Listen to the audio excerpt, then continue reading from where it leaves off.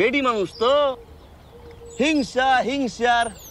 পবিত্র ঈদুল আজহা উপলক্ষে ইউটিউবে মুক্তি পেয়েছে অভিনেতা মুশফিক আর ফারহান অভিনীত নতুন নাটক মাস্তান। আর মুক্তির পর থেকে নাটকটি দেখে দর্শকরা ভাসছেন আবেগে। ফেসবুক ইউটিউবের মন্তব্যের ঘরে চলছে রীতিমতো কান্নার রোল। মাস্তান মাফ করলে মাস্তান কথা কইব, মাপচা। আব্রাহাম তামিমের গল্প, চিত্রনাট্য ও সংলাপে নাটকটি নির্মাণ করেছেন রুবেল আনুশ।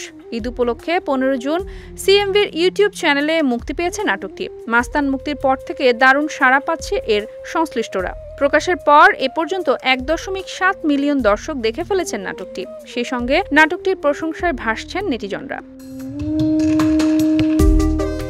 ইউটিউবে নাটকটি দেখে বিভিন্ন দর্শক করেছেন নানা রকমের মন্তব্য।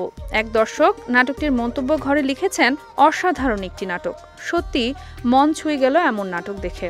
কোরবানির সময় এরকম লাখ লাখ মানুষ কান্নায় ভেঙে পড়ে প্রিয় পশুর মায়ায়। এছাড়াও এমন অসংখ্য মন্তব্যে ভরে গেছে কমেন্ট বক্স।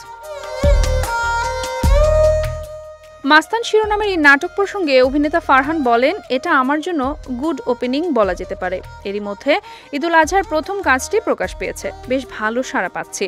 নাটকে আমি যেমন মাস্তানের জন্য কেঁদেছি, এখন দর্শকরা কাঁদছে আমাদের দুজনের জন্যই। ধন্যবাদ জানাই নাটকের সঙ্গে সংশ্লিষ্ট সকলকে। মুশফিক আর ফারহান ছাড়াও মাস্তান নাটকে আরও অভিনয় করেছেন তানিয়া বৃষ্টি, মনিরা মিঠু, সৌম্য চৌধুরী সহ অনেকে।